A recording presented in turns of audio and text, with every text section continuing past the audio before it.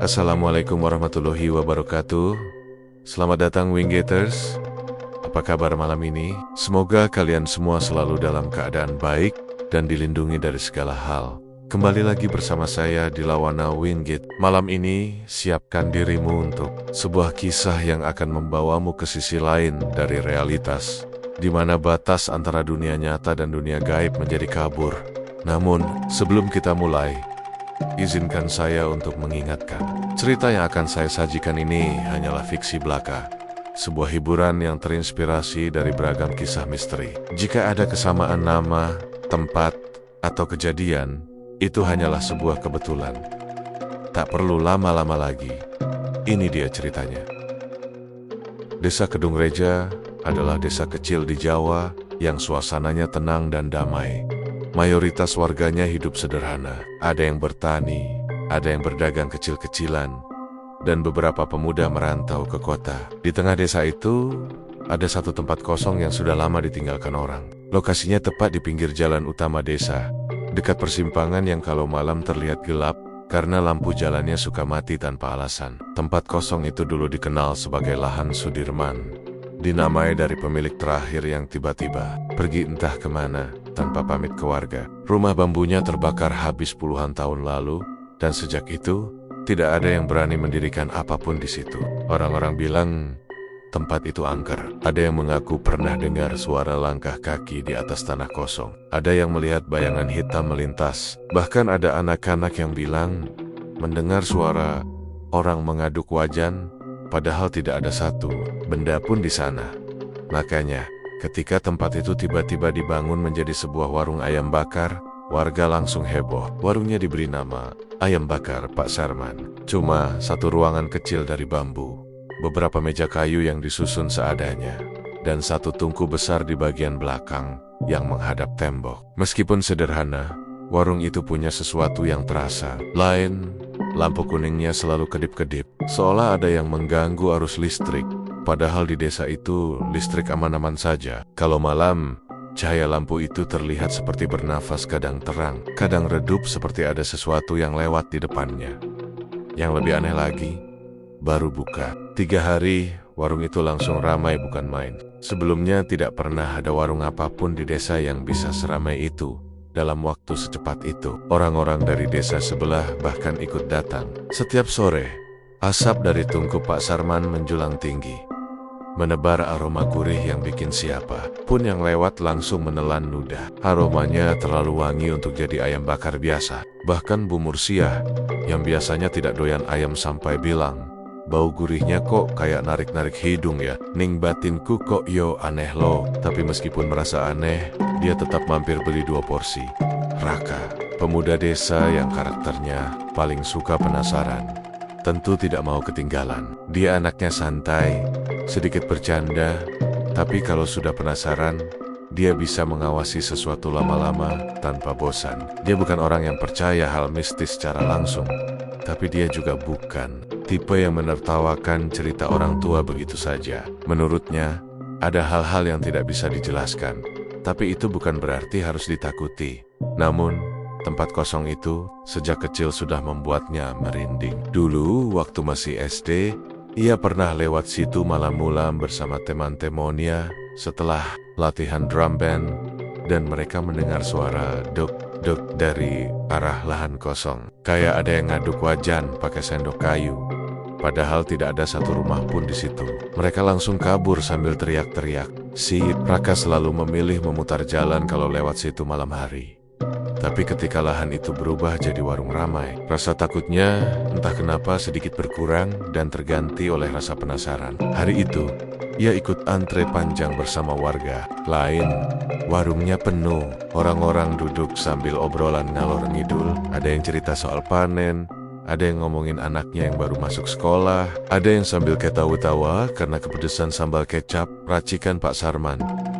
Ketika Raka sampai di depan tungku, ia langsung merasakan panas yang beda dari tungku biasanya. Tungku itu bukan tungku biasa dari tanah liat. Bentuknya seperti ditumpuk dari beta-beta hitam mengkilat, dan di salah satu sisi batu ada garis seperti pahatan. Garis itu membentuk pola yang tidak Raka mengerti. Entah itu hiasan atau sesuatu yang lain, Pak Sarman berdiri di belakang tungku. Badannya kurus tinggi, kulitnya agak hitam terbakar matahari. Rambutnya tipis, tapi kumisnya tebal. Yang mencolok dari dirinya adalah matanya. Matanya cekung, merah sedikit, seperti habis begadang lama. Tapi ketika melihat pelanggan, ia selalu pasang senyum lebar yang seolah tidak wajar. Senyum itu lebar tapi dingin, seperti senyum yang dibuat buit.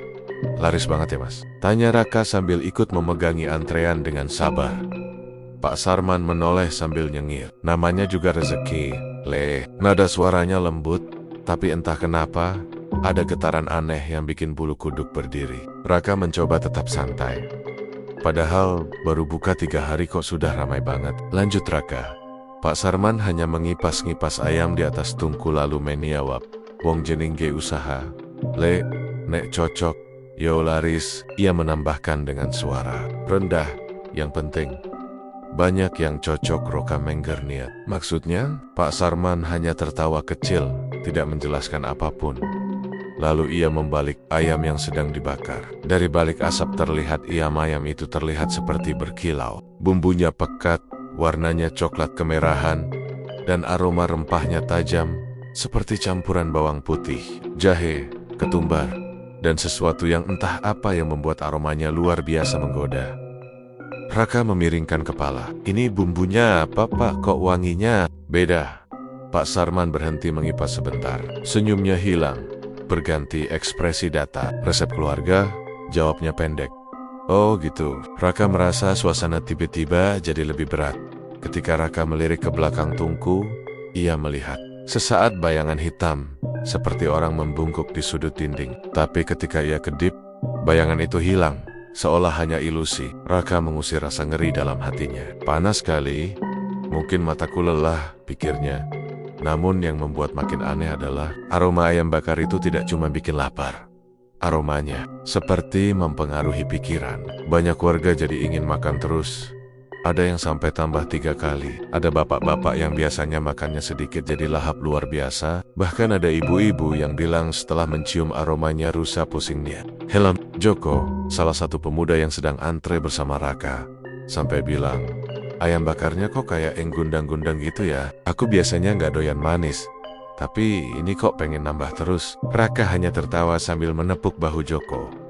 Lapar tok Jok, tapi dalam hati ia merasa pernyataan Joko ada benarnya. Aromanya terlalu kuat. Bukan kuat seperti bumbu biasa, tapi kuat dengan sensasi hipnotis.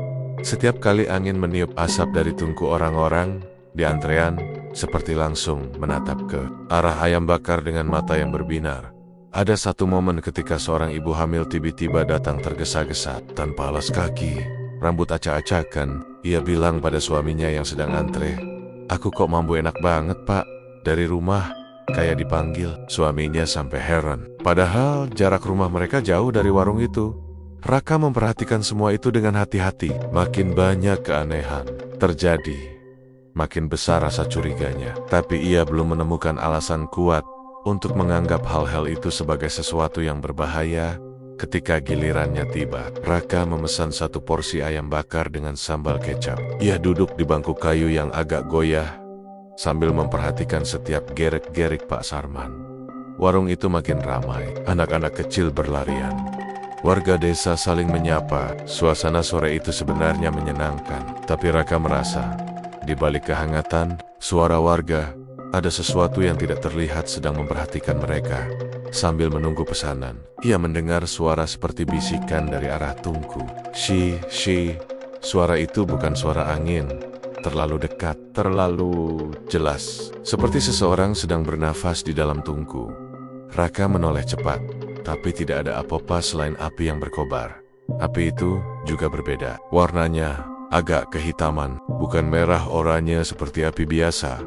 Ketika ayam bakarnya akhirnya sampai di meja, Raka merasakan ketakutan yang tidak jelas. Piringnya terlihat normal, ayam bakarnya terlihat sangat menggoda, tapi ada hawa dingin yang tiba-tiba mengalir di punggungnya, seperti ada yang meniup pelan. Ada apa, Le? Tanya Pak Sarman dari belakang. Suaranya pelan tapi sangat dekat. Raka kaget. Enggak pak, kaget aja. Pak Sarman kembali tersenyum. Senyum itu lebih lebar dari biasanya. membuat urat-urat wajahnya terlihat. "Makan sing akeh le," katanya. Suaranya kali ini lebih berat, seolah bukan hanya suara satu orang. Raka mengangguk pelan, walau jantungnya mulai berdebar lebih cepat tanpa alasan. Ia mengambil potongan kecil ayam bakar itu dan mencicipinya. Rasanya luar biasa enak, tidak masuk akal. Bumbunya meresap sampai tulang. Dagingnya lembut, tapi kulitnya renyah. Ia hampir lupa bahwa ia datang ke sana hanya karena penasaran. Namun, setelah makan beberapa suap, Raka kembali mendengar suara duk, duk, duk dari arah belakang warung. Suara itu sama persis seperti suara yang ia dengar waktu kecil di lahan kosong itu. Suara orang mengaduk wajan dengan ritme lambat, tapi kali ini lebih jelas, lebih dekat. Raka menghentikan makanannya. Pelan-pelan, warganya tidak ada yang menyadari suara itu. Hanya dia yang mendengarnya. Ia mencoba menenangkan diri. Jangan-jangan hanya halusinasi, pikirnya. Tapi ketika ia menoleh sedikit ke arah tungku, ia melihat sesuatu. Di balik asap tungku yang mengepul, ia melihat sepasang mata kecil berwarna merah menatapnya dari celah batu tungku. Mata itu berkedip pelan, sekali seolah sedang menilai Raka. Raka langsung menjatuhkan sendok dan berdiri dari kursinya. Kursi itu bergeser keras, membuat beberapa orang menoleh ke arahnya. "Le, ora apa-apa?" tanya Pak Sarman dengan suara lembut. Tapi justru membuat suasana makin menegangkan. Raka menelan ludah. "Iya Pak, cuma kepedesan." Ia mengambil langkah mundur dan memutuskan pergi lebih cepat dari rencananya. Di luar warung, ia menghela napas panjang, mencoba menghilangkan rasa tidak nyaman. Tapi sebelum ia benar-benar menjauh, dari dalam warung terdengar suara pelan, suara yang tidak mungkin berasal dari manusia. "Enak tuh, Le." Raka menoleh cepat. Lampu warung berkedip, asap dari tungku mengepul tinggi. Dan untuk sepersekian detik, ia melihat bayangan hitam besar berdiri di belakang Pak Sarman. Raka berlari pulang secepat mungkin, tanpa berani menoleh lagi. Dan sejak hari itu, meskipun warga rami-rami memuji ayam bakar Pak Sarman, Raka yakin betul ada sesuatu yang tidak wajar di warung itu. Aroma wangi yang terlalu kuat, lampu yang terus berkedip, tungku yang terasa memiliki nyawa sendiri, dan mata merah yang menatapnya dari balik celah batu. Sesuatu yang menunggu, sesuatu yang lapar, sesuatu yang seharusnya tidak ada di dunia ini. Namun, warga belum ada yang curiga. Belum. Malam itu, udara di desa Kedung Reja terasa lebih dingin dari biasanya. Angin bertiup pelan, membawa suara dedaunan yang bergesek di jalanan kecil desa. Bulan hanya tampak separuh. Tertutup awan hitam yang bergerak lambat, membuat cahaya malam terlihat remang-remang. Raka baru selesai ronda malam bersama dua temannya. Mereka berpencar di persimpangan, dan Raka memilih jalan pulang yang melewati warung ayam bakar Pak Sarman. Meski dalam hati ia ogah lewat situ karena sejak kejadian melihat mata merah di tungku, ia selalu merasa waspada, namun jalur itu adalah yang paling cepat untuk pulang. Waktu itu sudah hampir jam 2 dini hari. Desa tampak sepi.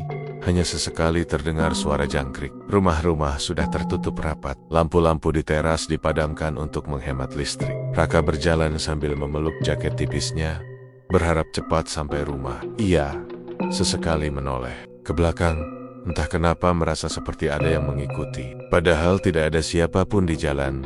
Ketika ia sampai di dekat warung ayam bakar Pak Sarman, langkahnya langsung melambat. Warung itu gelap total. Lampu kuning yang biasanya kedip-kedip kini mati. Papan nama warung bergoyang sedikit diterpa angin. Dinding bambunya menimbulkan suara gesek yang membuat suasana makin tidak enak. Raka menarik napas pelan dan berusaha menguatkan diri. "Tenang, Rak. Ora ono popo," gumamnya. Mencoba menenangkan diri meskipun suara hatinya sendiri tidak yakin. Namun tepat ketika ia hendak berjalan lebih cepat untuk segera melewati warung itu, suara aneh terdengar dari dalam. "Sika, sika, sika." Raka berhenti mendadak. Suara itu seperti seseorang sedang mengipas ayam di atas bara api. Lalu suara lain menyusul. "KRRA, KRRAK." Suara seperti tulang daging yang dipanggang, pecah atau terbukar. Suara itu sangat jelas, seperti hanya berjarak beberapa meter darinya. Raka menelan ludah. Ia tahu betul bahwa warung itu sudah tutup sejak jam 10 malam. Ia bahkan melihat sendiri Pak Sarman menggembok pintu depan sebelum pergi. Jadi, Siapa yang sedang masak di dalam? Sebuah hawa dingin merambat dari ujung kaki hingga tengkuknya. Rasanya seperti ada es yang perlahan mengalir di punggungnya. Ia ingin langsung lari, tapi rasa penasaran yang selalu jadi kelemahannya menahan langkahnya. Sejak dulu, cerita-cerita aneh di desa selalu memancing rasa ingin tahunya. Meski seringkali ia menyesal setelah mengetahui jawabannya. Loh, kok ada yang masak? Tadi udah tutup, gumamnya lirih. Lebih kepada dirinya sendiri, Roka mendekot. Setiap langkah seperti berat, seolah tanah di bawahnya menahan kakinya. Ia mengintip ke celah dinding bambu yang agak renggang.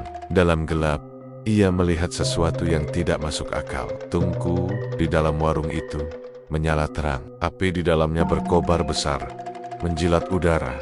Namun warnanya tidak biasa. Bukan merah oranye seperti api normal, tetapi cenderung kehitaman. Pada pinggirannya, seperti api yang terbakar dari sesuatu yang tidak seharusnya terbakar. Tidak ada satu orang pun di dekat Tungku. Tidak ada bayangan manusia. Tidak ada suara langkah. Hanya suara daging yang seperti dipanggang dan suara api yang berderak-derak. Namun yang membuat Raka hampir menjatuhkan senter yang ia bawa adalah ketika ia melihat sesuatu berdiri di dekat Tungku. Bukan manusia. Bentuknya terlalu aneh untuk disebut manusia. Sebuah bayangan hitam, tubuhnya melengkung seperti orang bungkuk. Parah tapi lebih tinggi. Tangannya panjang sampai ke lutut. Bahunya menonjol seperti patah. Bayangan itu tidak bergerak, hanya berdiri menghadap Tungku seolah sedang mengawasi sesuatu. Tubuhnya seperti kabut pekat, tapi di bagian pinggirnya bergoyang-goyang seperti asap.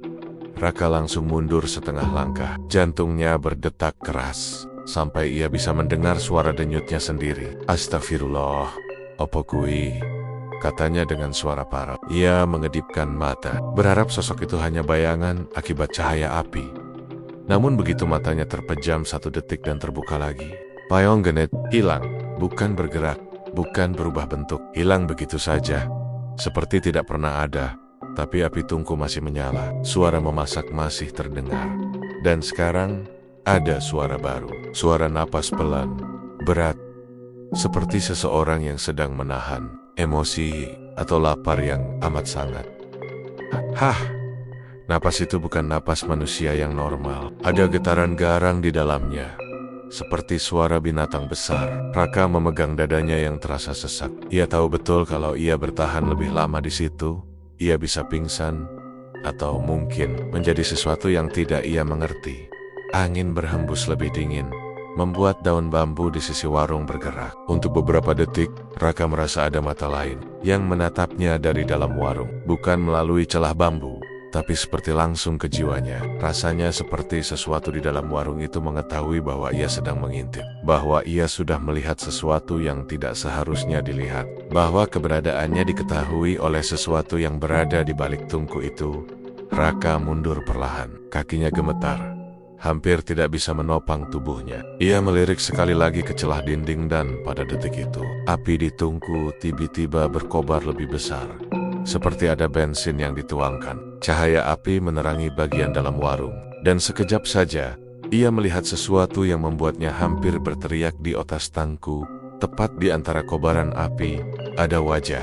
Wajah hitam legam, seperti arang, dengan mata merah menyala, mulutnya terbuka, lebar, memperlihatkan gigi-gigi tajam seperti paku. Wajah itu tidak punya hidung, hanya 2 lubang hitam yang dalam. Wajah itu menoleh perlahan ke arah celah dinding, ke arah tempat Raka berdiri. Wajah itu melihatnya. Raka tidak tahu bagaimana ia masih bisa berdiri. Napasnya tersengal, tubuhnya panas dingin, lututnya lemas. Namun begitu wajah itu bergerak sedikit, hanya sedikit saja, Raka langsung berbalik dan berlari sekuat tenaga. Ia lari tanpa menoleh. Tidak peduli jalanan gelap, tidak peduli kalau ia bisa tersandung, tidak peduli kalau ada suara lain yang mengejarnya. Yang penting baginya adalah menjauh secepat mungkin. Langkahnya memantul di tanah. Nafasnya terengah-engah, jantungnya seperti hendak meledak. Ia bahkan mendengar langkah-langkah lain dari belakang. Atau mungkin hanya ilusi karena ketakutan. Tapi ia tidak berani mengecek. Ia tidak mau tahu apakah ada sesuatu yang mengejarnya. Sampai di rumah, ia langsung masuk dan mengunci pintu berkali-kali. Ibunya terbangun. Heran, kenapa anaknya pulang lari-lari seperti dikejar makan, Ra? "Kenapa, Le? Kok wajahmu pucat ngono?" tanya ibunya. Raka hanya bisa menggeleng sambil duduk tersungkur di lantai, mencoba mengatur napas. "Bu, aku ora ngerti tapi warungnya Pak Sarman. Ana sing ora wajar, Bu." Ibunya menatap Raka lama, tapi tidak mengejar penjelasan. Ia hanya membawakan segelas air. Raka meminumnya dengan tangan gemetar. Setelah beberapa menit, ketika ia sudah sedikit tenang, ia baringkan tubuhnya di atas kasur tipisnya dan memejamkan mata. Namun setiap kali kelopak matanya menutup, ia melihat kembali wajah hitam legam itu.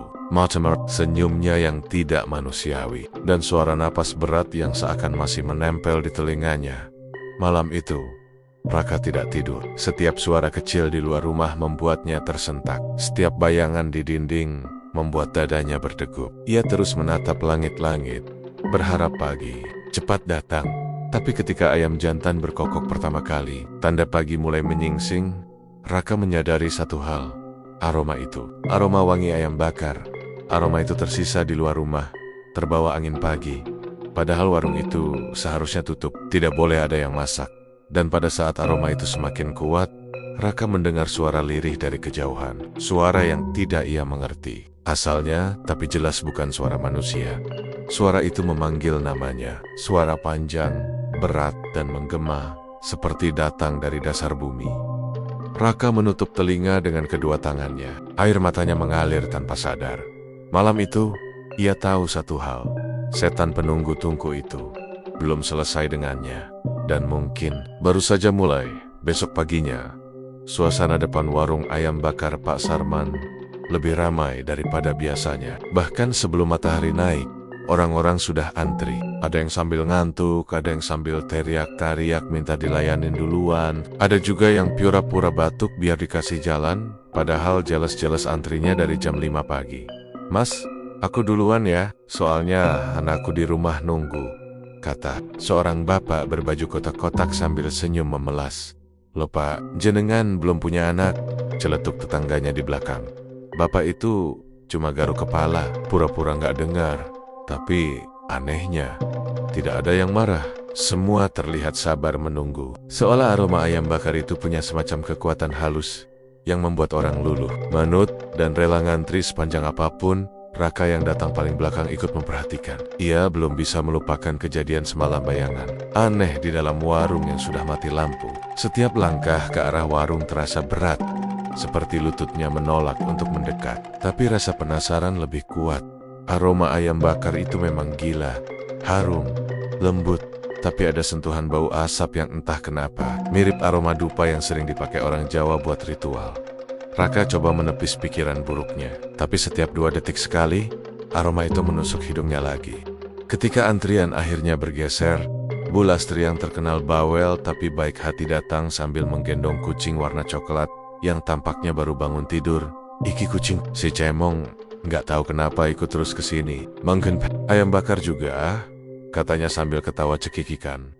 Raka memperhatikan si Cemong. Kucing itu menatap Tungku dengan mata melebar. Bukan tatapan polos kucing, lebih mirip kayak, "Takut? Kucingmu kok ngeredek gitu, Bu?" tanya Raka. "Lah aku, ya orang dari tadi kayak dikejar jin," jawab Bu Lastri dengan gaya bercanda, tapi suaranya sedikit bergetar. Tepat saat itu, Pak Sarman muncul dari balik warung dengan wajah cerah seperti biasanya. Tapi seranya bukan cerah normal, lebih mirip senyum terpaksa yang dipasang orang habis dikejar rentenir. "Selamat pagi semua," katanya dengan nada terlalu semangat. Orang-orang menyambutnya, beberapa bersorak kecil. Pak Sarman mulai mengipas ayam di atas tungku. Aromanya langsung menyebar, membuat perut orang-orang berbunyi serempak. Tapi Raka memperhatikan gerakan tangan Pak Sarman. Ada sesuatu yang berbeda hari ini. Gerakannya lebih lambat, seolah-olah dia sedang mengikuti irama tertentu, seperti orang yang lagi membaca sesuatu dalam hati. Raka memperhatikan lebih dekat, dan di saat itulah ia melihat sesuatu di balik tungku. Sebuah tempat sesaji kecil, bukan bawaan baru. Tempat itu terlihat tua, seperti sudah bertahan-tahan dipakai. Isinya bunga-bunga Kamboja layu, 1 tulang ayam hitam gosong yang bentuknya sudah tidak jelas, dan kain hitam kusut melilit kecil seperti bekas terbakar. Yang lebih aneh lagi, ada noda merah kecoklatan yang mengering di sudut tempat itu. Mas Raka," Suara Pak Sarman memecah lamunannya. Mau pesan berapa? Oh, satu porsi aja, Pak. Baik, sambil mengipas ayam, Pak Sarman menunduk sebentar ke tempat sesaji itu. Gerakannya sangat pelan, seperti orang memberi salam atau hormat pada sesuatu yang tidak terlihat. Beberapa detik ia diam, tidak menggerakkan tangan, tidak berkedip. Barulah setelah itu, ia kembali mengipas ayam dengan ekspresi normal. Raka merinding. Ia memastikan lagi. Iya, Pak Sarman memang menunduk setiap mau membalik ayam atau mengangkat daging dari tungku. Seolah ia meminta izin atau menyampaikan sesuatu. Pak, itu tempat apa? Tanya Raka setengah berbisik. Tapi Pak Sarman hanya terdiam. Senyumnya perlahan hilang. Lengannya berhenti mengipas. Ia mendongak perlahan. Matanya sayu dan merah seperti orang kurang tidur.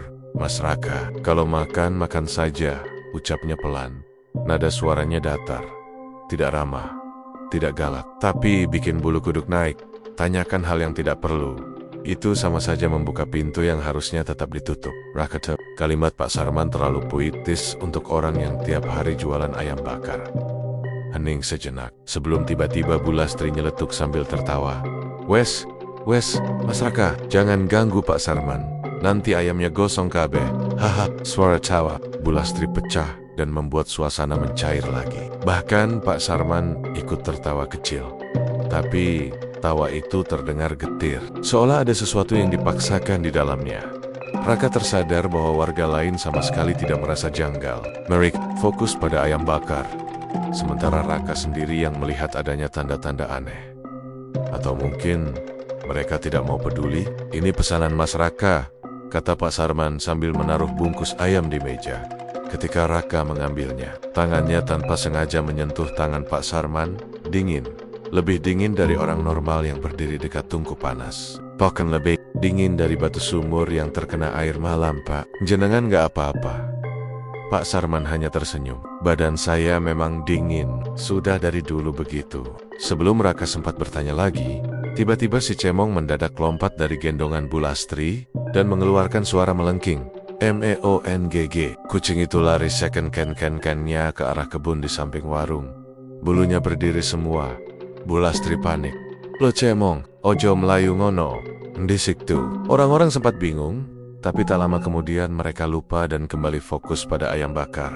Namun Raka gelisah. Kucing biasanya punya insting kuat. Kalau mereka takut, pasti ada sesuatu yang gak beres. Ia memastikan lagi pandangannya pada tungku. Saat Pak Sarman menunduk ke tempat sesaji, api tungku tiba-tiba berkobar sedikit lebih besar. Hanya 1 detik, tapi terlihat jelas, seperti ada yang meniup dari dalam tungku. Raka bergidik, Pak. Saya mau tanya sesuatu, ucapnya lirih. Tanyakan besok, jawab Pak Sarman cepat. Besok malam saja, setelah warung tutup. Nada, suaranya seperti perintah, tidak memberi pilihan. Raka menelan ludah.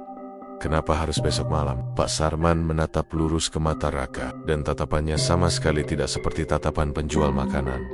Karena beberapa hal tidak boleh dibicarakan. Saat matahari masih ada, Mas Raka, jantung Raka berdegup keras. Warga lain tidak mendengar percakapan itu karena mereka ribut sendiri dengan pesanan. Raka mengambil bungkus ayamnya dan berjalan menjauh. Tapi sebelum banner-banner pergi, ia sengaja menoleh lagi dan ia melihat sesuatu. Pak Sarman sedang membakar ayam sambil terus menunduk ke tempat sesaji, tapi kali ini ada bayangan lain di belakangnya. Bayangan hitam, bungkuk, seperti yang Raka lihat semalam. Tidak terlalu jelas, tapi kali ini bentuknya lebih nyata. Berdiri di belakang tungku. Tidak bergerak, hanya memiringkan kepala seperti sedang mengawasi. Pak Sarman bekerja. Raka terbelalak. Kemudian dalam hitungan detik bayangan itu menghilang begitu saja. Raka memegang bungkus ayamnya erat-erat. Aroma yang tadinya menggoda kini terasa aneh. Ada campuran wangi bunga layu dan bau arang yang terlalu kuat, membuat kepala Raka sedikit pusing. Ia berjalan pulang cepat-cepat. Sepanjang jalan, langkahnya terasa goyah. Bukan karena lelah, tapi ada rasa tidak nyaman menyelinap. Sesampainya di rumah, Raka membuka bungkus ayam itu perlahan. Daging ayamnya terlihat sempurna. Tapi anehnya, ada bekas bakaran berbentuk lingkaran kecil pada salah satu bagiannya. Mirip tanda cap. Tanda tidak wajar. Raka menyentuhnya. Tanda itu seperti dicetak dengan panas. dan bentuk lingkarannya tidak sembarangan. Ada lekukan kecil di tengah yang membuatnya tampak seperti simbol. Simbol apa? Raka tidak tahu. Ayam itu mendadak tidak terlihat menggugah selera lagi. Ia menutup bungkusnya cepat, meletakkannya di meja, dan langsung duduk. Nafasnya naik turun. Kepalanya memikirkan apa yang ia lihat. Bayangan, tempat sesaji, ritual kecil itu, dan kata-kata Pak Sarman. Apa benar warung ini cuma warung ayam bakar biasa, atau ini pesugihan? Raka tidak tahu. Tapi satu hal yang pasti, besok malam ia harus kembali ke sana. Apapun yang menunggu, ia perlu tahu. Karena rasa penasarannya sudah berubah jadi rasa takut yang tidak bisa diabaikan lagi. Malam itu suasana desa terasa lebih sepi dari biasanya. Angin bertiup pelan, membawa aroma tanah basah yang somar-samar bercampur asap dari tungku warung Pak Sarman yang mulai padam. Lampu-lampu rumah warga sudah banyak yang dimatikan. Hanya beberapa rumah yang masih menyalakan televisi dengan suara pilan, suara jangkrik dan tonggeret memenuhi malam. Seakan-akan ikut mengawasi apa yang bakal terjadi, Raka berdiri di depan warung ayam bakar Pak Sarman, menunggu. Ia sudah berjanji untuk kembali malam ini. Bukan karena berani, tapi karena penasaran bercampur takut. Tapi sebelum ia sempat benar-benar mematangkan niatnya, suara langkah kaki cepat mendekat. Rak, nungguin aku ya? Itu suara Benny, temannya yang dari kecil selalu ikut kalau ada makanan enak. Raka menoleh. Loh Ben, kok malah kamu yang datang? Kamu sakit kan tadi? Katanya siang pusing. Benny menggaruk kepala. Matanya merah seperti habis begadang 3 malam. Bibirnya sedikit pucat, tapi senyumnya lebar-lebar yang tidak wajar. Iya sih, tapi aku lapar banget. Aku pengen beli 3 porsi. 3 ya, Ra. 3 porsi sekalian bungkus. 3. Kamu serius? Raka mengernyit. Perutmu kuat, Ben? Biasanya 1 aja sudah ngeluh. Benny ketawa kecil. Hehehe. Ya gimana, Rak? Ayam bakarnya itu gimana ya? Rasanya kayak manggil aku. Raka langsung merinding. Kata-kata manggil aku itu terlampau janggal. Tapi karena ini Benny si raja lapar sekaligus raja ngelantur, Raka mencoba menertawakan dalam hati. Yowis, terserah. Tapi jangan munti-manta di jalan loh. Mereka berjalan masuk ke area warung. Lampunya sudah dimatikan, tapi tungku masih terasa panas, membara merah pelan. Pak Sarman tidak terlihat dimanapun. Biasanya kalau warung tutup, ia minimal duduk di kursi bambu depan dapur. Tapi malam ini tidak ada siapa-siapa. Benny tak peduli. Dia seperti terseret oleh aroma sisa asap di udara. Dengan buru-buru, ia mengambil posisi duduk di meja warung. Ben, ini warungnya tutup. Kamu yakin mau makan di sini malam-malam begini? Tanya Raka. Benny hanya mengangkat bahu dan langsung membongkar bungkus ayam bakarnya. Pokoknya aku makan dulu. Kamu kalau takut pulang aja, Ra. Aku strong kok. Halah, sok jago. Raka sebenarnya ingin pulang. Ia sudah cukup stres melihat hal-hal aneh belakangan ini. Tapi membiarkan Benny makan sendiri di warung kosong jam segini gak enak juga. Lagi pula, tiba-tiba saja suasana warung terasa berbeda. Udara di dalam warung seperti lebih dingin daripada di luar. Ada bau hangus samar, bukan bau ayam bakar segar, lebih mirip bau tulang terbakar. Angin yang masuk dari belakang warung membawa suara lirih, seperti seseorang sedang menarik napas panjang. Raka menelan ludah. Ben, kamu dengar sesuatu? Dengar apa? Benny masih makan dengan lahap, sampai-sampai bumbunya belepotan di pipi. Suara. Raka memutar badannya, mencoba menangkap arah suara itu. Ra, kata Benny sambil mengunyah. Kamu jangan parno, ini cuma warung. Tempat makan, tempat yang penuh kebahagiaan dan kelezatan dunia. Kamu kenapa sih ngomongnya aneh gitu? Benny terdiam sebentar saja, lalu melanjutkan makan. Raka semakin gelisah. Ia mundur 2 langkah, berdiri di dekat pintu keluar. Ben, serius, aku gak enak. Ayo makan di rumahku aja, yuk. Atau rumahmu, Beraka. Bambu dinding belakang warung tiba-tiba bergetar keras, seperti ada sesuatu yang menendang atau menyambar dari luar. Benny sempat berhenti makan. Raka memekik kecil dan mencabut langkah mundur. Ben, ayo kita pergi. Tapi Benny hanya tersenyum kecil tanpa melihat ke arah Raka. Sebentar, masih 1 paha lagi. Apa sih kamu ini? Raka memutar badan, hendak menarik lengan Benny. Namun saat itu ia menyadari sesuatu. Cahaya tungku yang mulai padam tadi kini menyala lebih terang. Bukan karena ada yang menghidupkan, lebih seperti sesuatu meniup nyala dari dalam. Api tungku membesar sedikit, memberi cahaya kemerahan di dinding bambu. Cahaya itu memantulkan bayangan-bayangan Benny yang duduk. Dan satu bayangan lain, bayangan bungkuk besar, bentuknya seperti manusia, tapi terlalu panjang di bagian leher dan tangannya. Bayangan itu berdiri tepat di belakang Benny, memiringkan kepala ke arah punggungnya. "Ben," suara Raka serak. "Di belakangmu, Haim?" Benny menoleh santai, tapi tentu dia tidak melihat apa-apa. Raka terisak perlahan. "Ben, please, kita pergi." Tiba-tiba, cahaya tungku meredup seketika. Warung menjadi gelap. Gelap pekat. Cuma suara napas Benny yang masih mengunyah. Disusul suara lain dari belakang tungku. Suara itu seperti ucapan pelan dari makhluk yang rongga mulutnya dipenuhi abu. "Rak," Benny memanggil. Suaranya berubah pelan, seakan-akan baru sadar bahwa ada sesuatu yang salah. "Kok." Jadi gelap. Raka meraba meja, meraih tangan Benny. "Ayo pulang, sekarang." Tapi sebelum mereka sempat melangkah, "Toolon." Teriakan itu pecah menghantam seluruh warung. Suara Benny, teriakan penuh panik. Jeritan orang yang benar-benar melihat sesuatu yang tidak seharusnya dilihat manusia. Raka tersentak, jatuh terduduk. Teriakan itu bukan berasal dari dekat pintu. Bukan dari samping meja, bukan dari ujung warung. Itu berasal dari DA lebar AM warung. Namun, ketika Raka menoleh, ia tidak melihat apa-apa. Warung gelap, kosong. Tiba-tiba senyap, lampu depan warung menyala sendiri. Dan tidak ada Benny. Bangkunya kosong. Ayam yang tadi dimakan hilang, seolah tidak pernah ada. Meja bersih. Tidak ada sisa saus, bumbu, atau tulang. Tidak ada jejak apapun. Seolah Benny tidak pernah makan di sana sama sekali. Hanya ada satu benda kecil yang tersisa di tengah meja, tepat di depan posisi Benny duduk. Ada satu tulang ayam hitam gosong. Bentuknya persis seperti tulang yang Raka lihat di tempat sesaji di balik tungku. Hitam legam, sedikit bengkok, dan ujungnya retak seperti pernah terbakar langsung oleh api. Raka gemetar, lututnya terasa lemas, hampir tidak bisa menopang tubuhnya. Ia menggapai meja untuk berdiri, tapi tangannya bergetar hebat. Dadanya sakit, napasnya terputus-putus. Benny, astagfirullah," bisiknya lirih berkali-kali. Seakan tidak percaya apa yang ia lihat. Tidak mungkin Benny pergi begitu saja tanpa suara langkah. Teriakan Todi terlalu dekat, tapi tubuhnya tidak ada. Tidak ada bayangan, tidak ada tanda-tanda dia lari. Ben! Raka berteriak, memanggil. Suaranya pecah, hampir menangis. Tidak ada jawaban.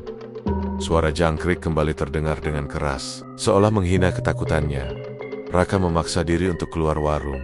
Langkahnya gontai. Setiap detik ia menoleh ke sudut warung.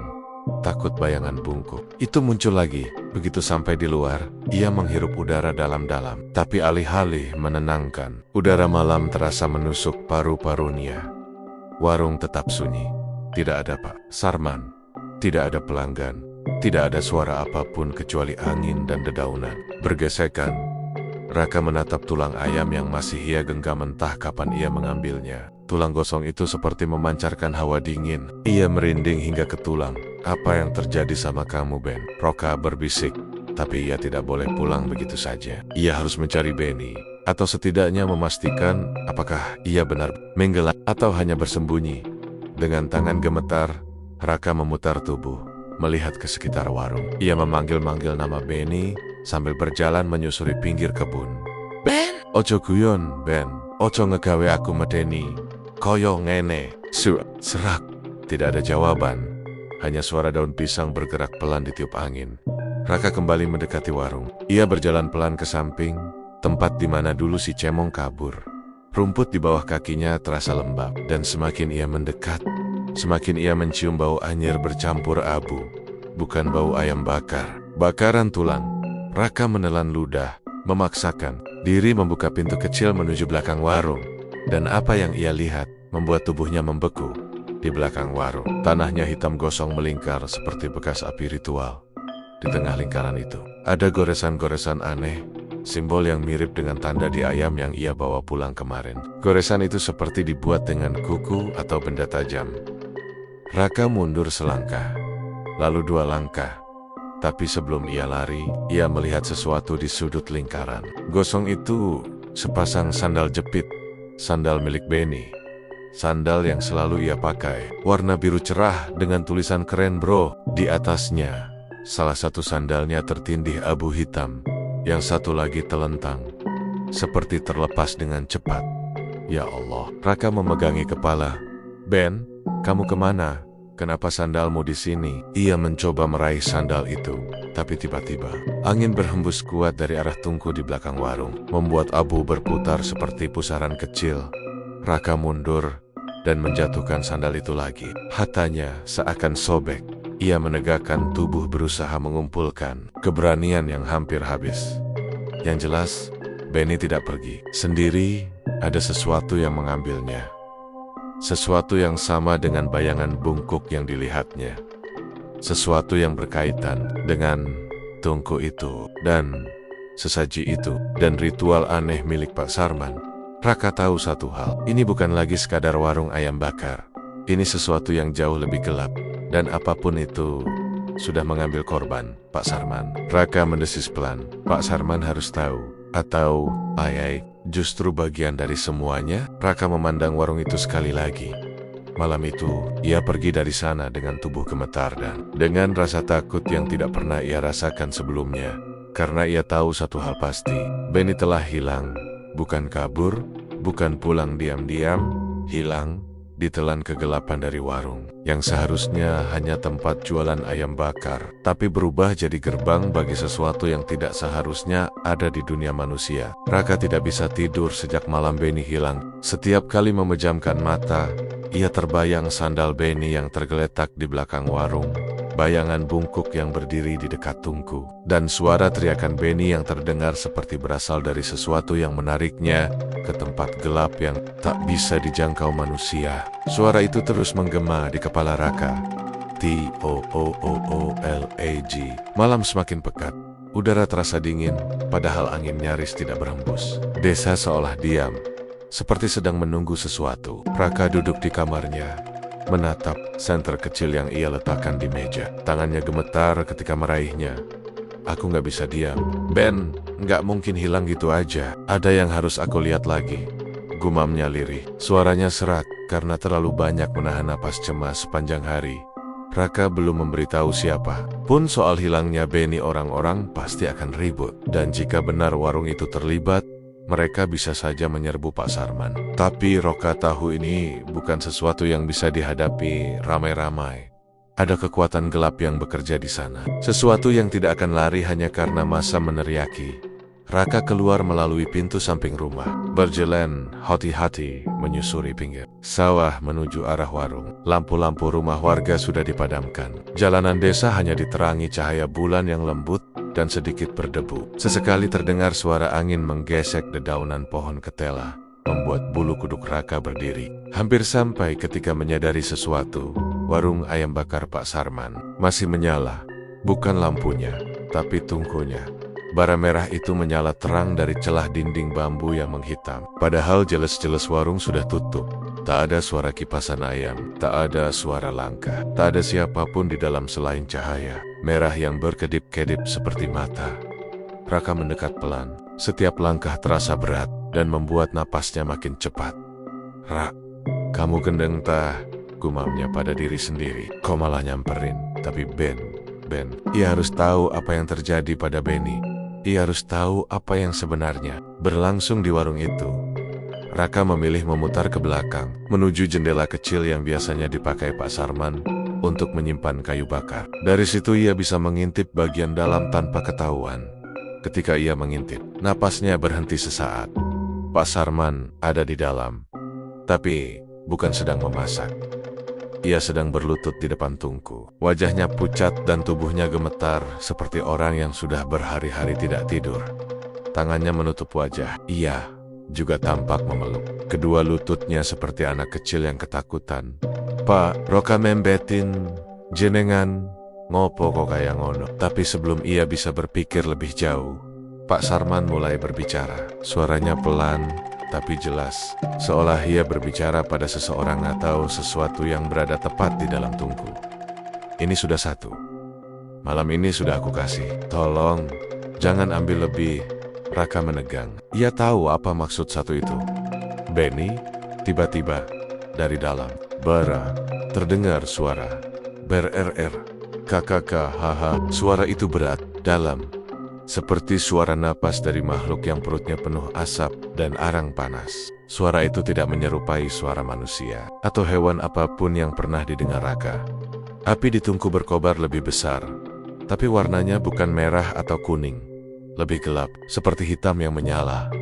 Bara itu berdenyut seperti jantung. Denyutan membuat udara warung bergetar. Pak Sarman mundur sedikit, tapi ia tidak lari. Tidak bergerak lebih jauh, justru ia menunduk lebih dalam, seolah sedang memohon, jangan ambil yang lain. Sudah satu, tolong, ini malam kelima, aku sudah memenuhi. Suara dari dalam tungku mengembuskan sesuatu, suara desis panas, syek. Kemudian, suara itu berubah jadi kalimat yang tidak jelas tapi bisa dipahami. Janji Ki harus ditepati. Raka mencengkeram dinding bambu. Napasnya hampir tidak keluar. Ingin lari, tapi kakinya seperti ditempel tanah. Kicek, bercampur rasa tidak percaya membuat tubuhnya kaku. Bayangan itu muncul perlahan. Dari dalam api yang hitam itu, muncullah bentuk wajah. Wajah besar, tidak proporsional. Wajah itu seperti terbuat dari asap hitam pekat, dengan mata merah menyala, yang memanjang ke samping. Kepalanya besar. Terlalu besar untuk tubuh manusia. Rambutnya seperti akar pohon yang terbakar. Dan dari sudut tungku, dua tangan panjang muncul menjulur keluar. Jari-jari panjang seperti kuku logam yang sudah dibakar merah. Makhluk itu setengah keluar. Seolah tubuhnya berada di dunia lain.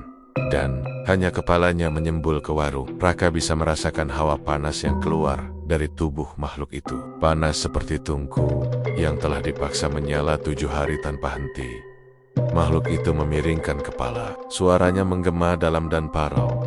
Janji harus ditepati. Manusia, Pak Sarman menangis.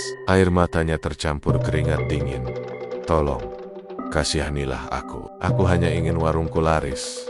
Aku hanya ingin rezeki lebih. Aku tidak tahu kalau tumbalnya menyusut. Raka menahan napas. Tumbal. Di titik itu, semuanya jelas. Semua aroma yang terlalu wangi, sesaji di dekat tungku, bayangan bungkuk, suara-suara aneh, dan hilangnya Benny. Ini bukan sekadar pesugihan. Ini perjanjian gelap dengan makhluk yang tinggal di dalam tungku. Makhluk yang memakan sesuatu yang tidak boleh dipersembahkan.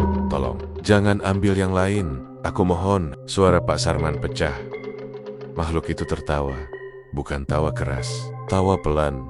Tapi sangat panjang, menggema seperti suara seseorang tertawa di dalam gua besar, yang berisi arang dan tubuh-tubuh hangus.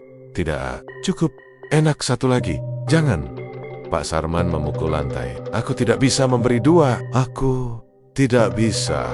Tangan panjang makhluk itu mengusap bibir tungku, seperti mencicipi sesuatu. Mata merahnya menatap Pak Sarman, penuh rasa lapar dan nafsu mengerikan. Kau sudah berjanji, Pak Sarman menggeleng keras. Aku tidak mau. Tidak mau lagi. Aku tidak akan beri siapapun. Makhluk itu tertawa lagi. Bukan engkau yang memilih. Tungku yang memilih. Raka tak sengaja menjerit kecil astik Firula. Makhluk itu berhenti. Mata merahnya bergerak cepat, menatap ke arah jendela, tempat Raka mengintip. Gerakan itu cepat dan menghantam hati Raka seperti palu berat. Tangan makhluk itu keluar sedikit lebih jauh, meraihnya hua'ah. Raka kaget, mundur sampai jatuh terduduk ke tanah. Senter yang ia pegang terlempar dan mati. Ia merangkak mundur dengan panik, hampir menangis. Tapi tiba-tiba tangan itu berhenti, tidak keluar sepenuhnya dari tungku, hanya menjulur sampai batas tertentu. Makhluk itu terjebak di dalam tungku, seperti ada batasan yang mengikatnya. Makhluk itu mendesis marah. Sasa'a ampai, waktu ni ala. Pak Sarman buru-buru menggeser posisi duduknya menutupi tangku. Dengan tubuhnya seperti orang yang berusaha menutupi sesuatu dari makhluk liar. Jangan ganggu dia bukan bagian dari perjanjian. Jangan sentuh dia. Makhluk itu mengeluarkan suara rendah. Aku lapar. Manusia. Daging manusia. Tungku menyala lebih besar. Parabeb membuat ruangan dipenuhi asap tipis berwarna kehitaman yang perlahan turun seperti kabut. Pak Sarman memukul lantai sambil menunduk. Aku mohon, jangan. Dia masih anak. Dia masih muda. Makhluk itu mendesis marah. Kau pikir aku peduli? Lalu suara itu lenyap. Tungku kembali meredup. Api berubah jadi nyala kecil. Seperti hanya bara kayu biasa. Asap tipis hilang dalam hitungan detik. Bau hangus yang tadinya menusuk hidung perlahan menghilang. Bayangan besar itu lenyap.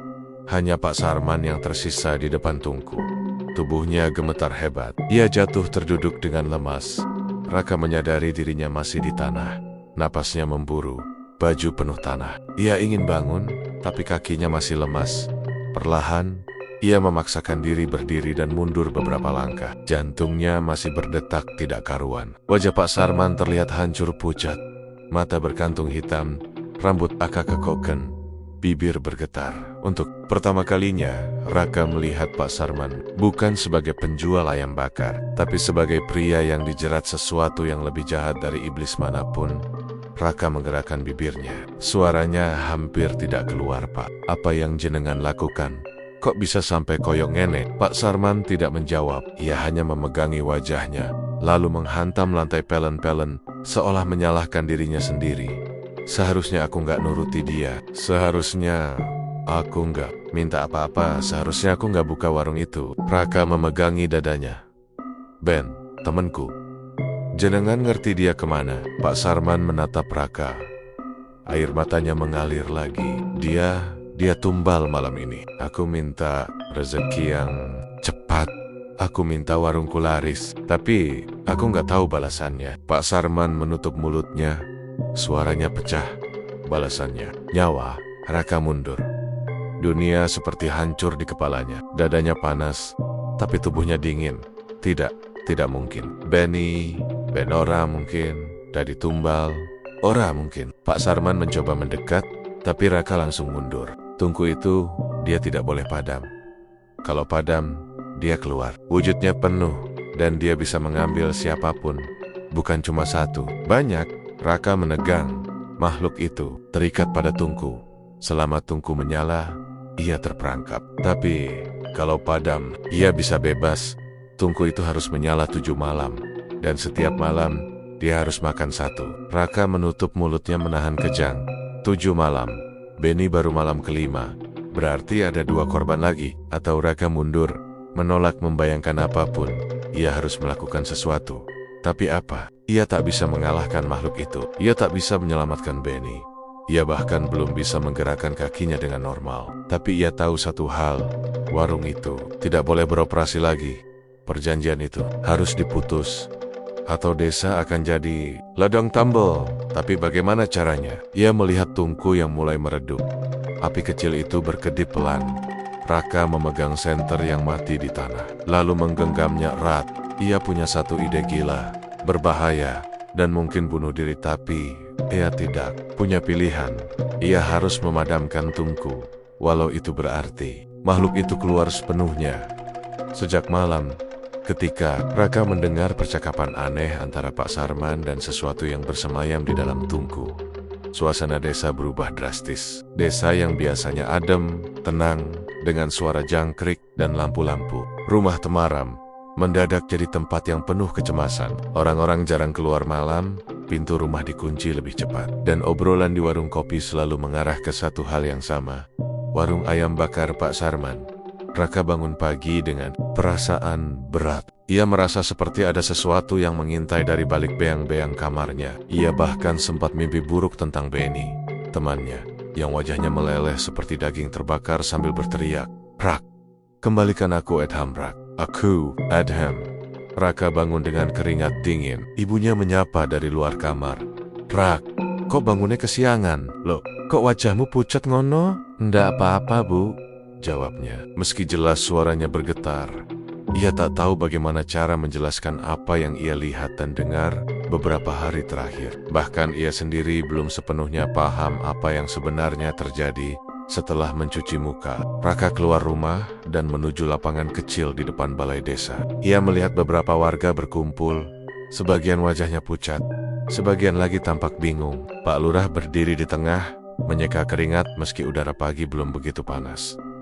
"Warga semuanya, kita harus bahas ini segera," kata Pak Lurah. Dengan suara tegas, tapi terdengar panik, Raka mendekot. Ia melihat Bu Lastri duduk sambil memegang dada, napasnya berat. Lalu ada Pak Damin yang terus memegangi kakinya sendiri, seperti sedang kesakitan. Raka juga melihat seorang pemuda bernama Gading, yang matanya merah dan berkedip-kedip seperti habis begadang 3 hari tanpa tidur. "Ada apa, Pak?" tanya Raka pelan. Pak Lurah menghela napas panjang sekali, lalu berkata, "Dalam 2 hari terakhir, sudah ada 7 warga yang mengalami hal aneh setelah makan di warung ayam bakar itu." Ia menatap satu persatu orang yang hadir. 7? Dan semuanya mengalami mimpi buruk yang sama. Raka menelan ludah. "Mimpi apa, Pak?" Pak Lurah mendekat, menurunkan suaranya seolah takut ada yang menguping. "Mereka mimpi dililit asap hitam, panas. Mereka berteriak-teriak minta tolong. Dan di ujung mimpi, selalu ada satu sosok besar hitam, membungkuk dengan tangan panjang. Persis kayak yang kamu ceritain, Rak." Raka merasa bulu kuduknya naik. Tapi Pak Lurah menatap penuh kebingungan. Yang paling parah, ada warga yang mimpi dirinya dipanggang di tungku. Bu Lastri yang duduk di samping langsung menutup mulutnya sambil menangis kecil. "Pak, aku semalam mimpi ngono. Rasanya awakku panas banget, kayak anak geninang jeroku," katanya terbota-bota. Raka semakin merasa ada tekanan di dadanya. "Bu Lastri makan di warung itu juga?" tanya Raka pelan. "Ya, Rak, aku kan sering beli pas sore." Bu Lastri terisak. "Tapi aku ra ngerti nenek mengko dadi ngono." Beberapa orang lain juga angkat bicara. Ada yang bilang sering mencium bau ayam bakar di dalam rumahnya sendiri tengah malam, padahal kompor mati. Ada yang bilang tiap malam terdengar suara sendok garpu jatuh di dapur. Ada juga yang mengaku melihat sosok hitam nongol di atas genteng rumahnya, duduk sambil mengganyayungkan kakinya seperti anak kecil. Tapi ketika lampu dinyalakan, sosok itu hilang. Pak Damin, yang sejak tadi hanya diam sambil memegangi kakinya, akhirnya buka suara. "Pak, aku semalam ngerasa koyo ana sing narik sikilku. Pas aku tangi, sikilku panas kabeh, kayak bar tak tempel tungku." Ia menggulung sedikit celananya. Kulit di betisnya memerah kehitaman, seakan terbakar roka bergidik. "Ini jelas bukan hal biasa," kata Pak Lurah.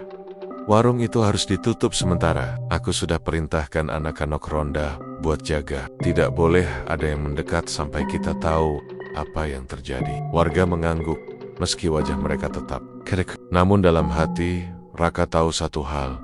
Semua ini terlambat. Yang terjadi di desa bukan lagi sekadar gangguan. Ini sudah jadi teror. Malam harinya, meski warung Pak Sarman sudah digembok dan dipasangi papan larangan, desa tetap seperti hidup dalam ketakutan. Angin malam yang biasanya dingin, kini membawa aroma aneh wangi bumbu bakaran, aroma arang basah, dan sedikit bau hangus seperti tulang terbakar. Raka yang sedang duduk di ruang tengah terlonjak saat ibunya memanggil. Rak, cepat merin!" Ia segera berlari ke dapur dan mendapati ibunya berdiri mematung. Wajahnya pucat pasi, tangannya gemetar sambil menunjuk kompor rak. "Kompor iki," bisiknya lirih. Raka menatap kompor itu. Memang benar, kompor gas yang tadi digunakan untuk masak air tiba-tiba mati sendiri. Tapi bukan itu yang mengerikan. Di atas kompor itu, entah siapa yang meletakkan sepotong tulang ayam gosong, tepat di tengah, Bu. "Bu, jangan pegang, jangan!" seru Raka. Ibunya mundur selangkah sambil memeluk tubuhnya sendiri.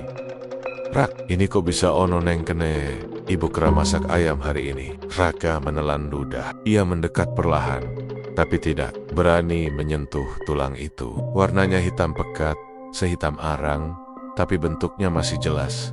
Bukan tulang biasa. Tulang itu masih hangat, Bu. "Nanti Raka buang, tapi jangan sekarang," katanya, berusaha menenangkan.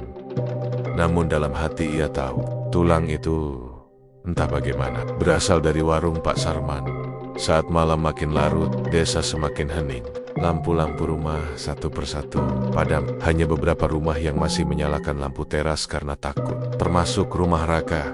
Raka sendiri tidak bisa tidur. Ia duduk di kamar, memandangi jendela yang terbuka sedikit. Angin malam masuk, membawa aroma ayam bakar yang makin lama makin kuat. Ini makin gak bener, gumamnya. Tiba-tiba terdengar suara ketukan kecil dari luar jendela. Tok, tok, tok. Raka terdiam. Siapa? Tok, tok, tok. Kali ini ketukannya lebih cepat, seolah seseorang memanggilnya dengan nada tidak sabaran. Ai Ragu Antak membuka tirai, tapi rasa penasarannya mengalahkan ketakutannya. Dengan tangan gemetar, ia membuka tirai perlahan. Tidak ada orang, tapi aroma ayam bakar makin kuat. Sangat kuat sampai masuk ke hidungnya dan membuat perutnya mendadak lapar. Raka membeku. Itu suara seseorang. Rak, enak Rak, enak banget. Suara itu lirih, serak, seperti datang dari tenggorokan yang terbakar. Raka mengenali suara itu. Beni, Ra, cobain, Ra. Tiba-tiba ada bayangan hitam merayap naik dari bawah jendela. Pelan, sangat pelan, seperti tangan panjang yang menelusuri dinding. Jari-jarinya kurus dan bengkok, ujungnya bergerak-gerak, seperti sedang mencari celah.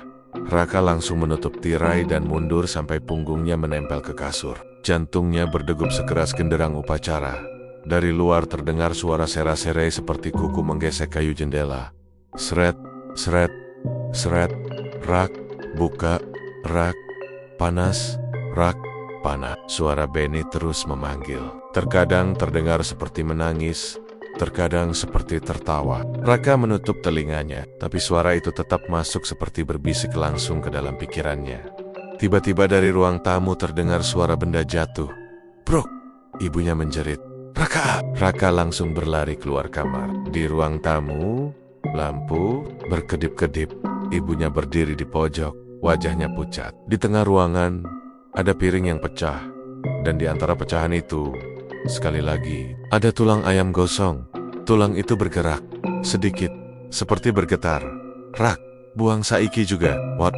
Rak, teriak ibunya. Raka meraih sapu lidi dan mencoba mendorong tulang itu ke arah pintu. Tapi semakin ia mendorong, semakin tulang itu bergetar kuat, seolah sedang memberontak. Dari luar rumah, suara langkah kaki terdengar mendekat. Berat, menyeret, seperti sesuatu yang pincang tapi kuat. Langkah itu berhenti tepat di depan pintu mereka. Tok, tok, tok. Seseorang atau sesuatu mengetuk pelan. Ibunya memeluk Raka semakin erat. Rak, ojo dibuka, ojo sampai. Tok, tok, tok. Ketukan itu berubah menjadi hantaman keras. Dewaka, duaka. Duaka pintu, mereka bergetar. Raka memegang gagang sapu, bersiap kalau sesuatu menerobos masuk. Tapi setelah 3 pukulan keras, semuanya berhenti. Desa mendadak senyap kembali. Tidak ada langkah lagi, tidak ada suara, hanya aroma ayam bakar yang begitu kuat sampai membuat Raka merasa mual. Ia menutup pintu rapat-rapat, memeriksa semua jendela, dan memastikan tidak ada celah terbuka. Setelah itu, ia duduk bersama ibunya di ruang tamu. Keduanya diam, hanya bisa mendengar napas masing-masing yang berat dan terengah. Di luar, suara gonggongan anjing menggema, lama, panjang, seperti anjing-anjing itu sedang melihat sesuatu yang tidak boleh dilihat manusia. Raka menatap ibunya yang gemetar. Bu, kita harus lapor Pak Lurah. Ini sudah parah. Ibunya mengangguk pelan. Iya, Ra, iki wes kelewihen. Namun bahkan sebelum mereka bisa berdiri, suara kecil terdengar dari dapur.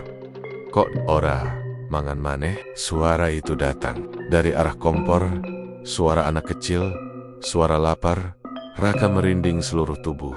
Bukan hanya warga yang terkena teror. Sesuatu di desa itu sedang mencari sesuatu, dan semakin malam, rasa lapar itu semakin kuat.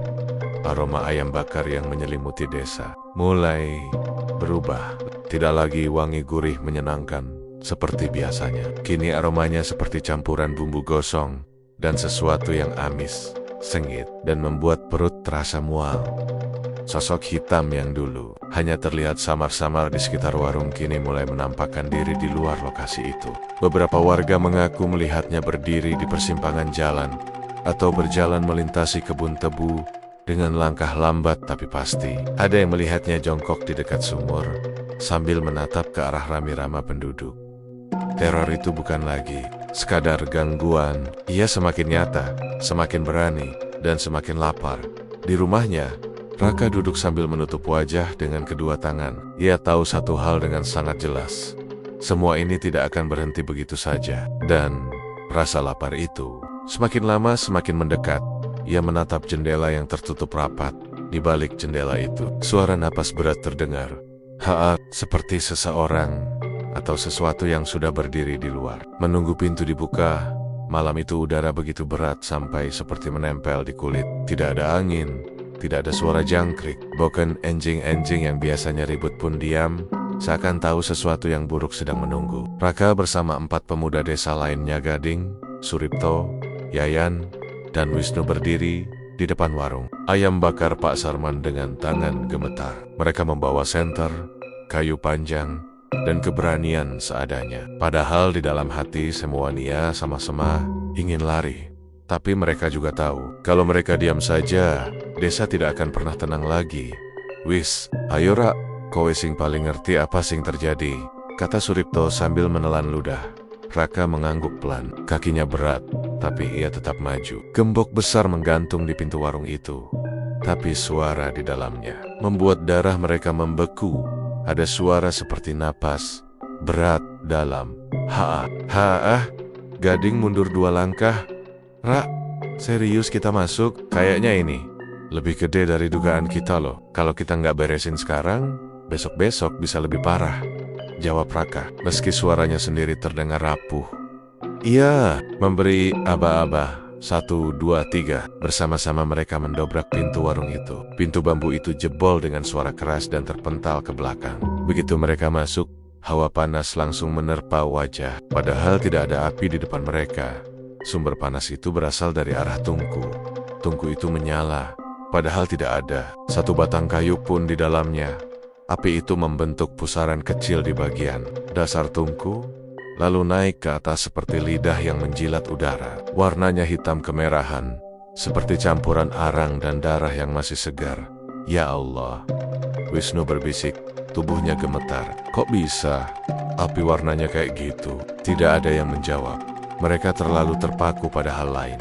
Api itu membentuk sesuatu, wajah, perlahan, seperti daging yang meleleh lalu mengeras.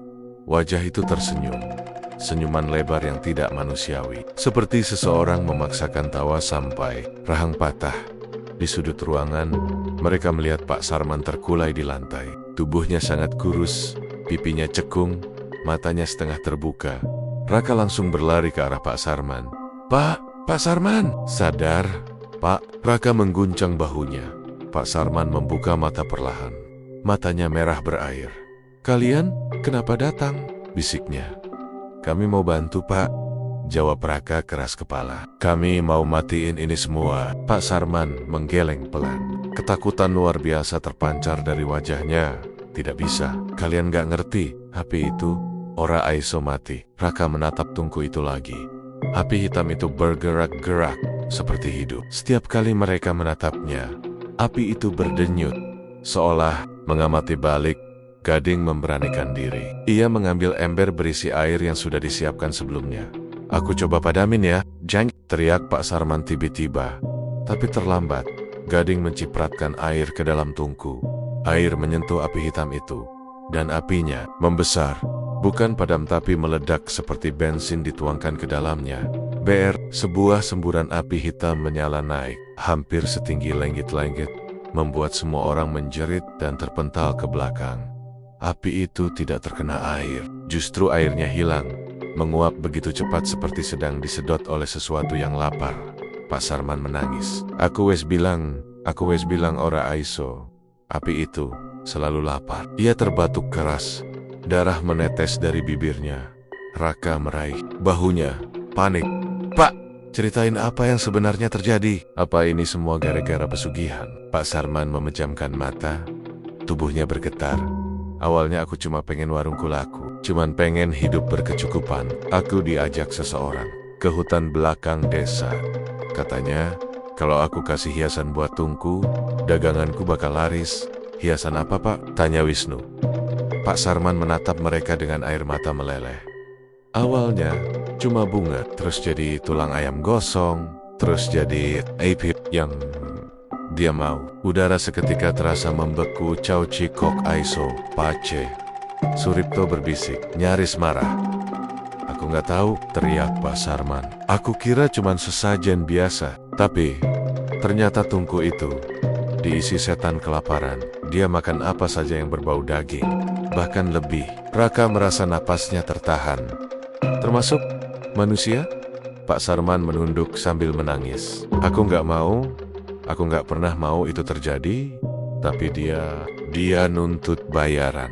Mulai dari yang paling sering makan di warung, sampai yang cuma lewat. Dan makin lama makin lapar. Sebelum ada yang bisa menanggapi, suara dari tungku itu berubah. Bukan lagi suara bara, tapi suara tertawa, pelan. Hahaha, itu keluar dari dalam api hitam. Sesuatu muncul perlahan. Bayangan besar, tubuhnya gosong seperti arang. Bentuknya membungkuk. Punggungnya menonjol ke belakang seperti bonggol. Kulitnya piko-pika seperti tanah kering. Tangannya panjang sampai menyentuh lantai. Jari-jarinya runcing seperti tulang. Saat kepala makhluk itu muncul, semuanya langsung mundur beberapa langkah. Mata makhluk itu besar, merah gelap, tidak punya bola mata. Dari mulutnya menetes cairan. Hitam pekat seperti oli terbakar. Makhluk itu menunjuk ke arah mereka satu persatu dengan jarinya yang panjang. Suaranya seperti bebatuan digerus. Kalian semua sudah mencicipi, sudah menikmati. Sekarang gantian aku. Raka dan teman temonya langsung berbalik dan lari keluar warung. Tapi langkah makhluk itu terdengar di belakang mereka. Berat, menyeret. Setiap langkahnya meninggalkan bekas. Gosong di lantai kayu. Warung itu tiba-tiba mulai terbakar sendiri. Dinding bambu menyala dengan cepat. Api merambat dari satu sudut ke sudut lain. Namun anehnya, tungku itu sendiri tetap utuh, tidak tersentuh. Justru api dari tungku itu semakin besar, menelan dinding warung tanpa membakar kayu tungku sedikit pun. Cepat lari! Lari! Yayan berteriak sambil menarik Raka.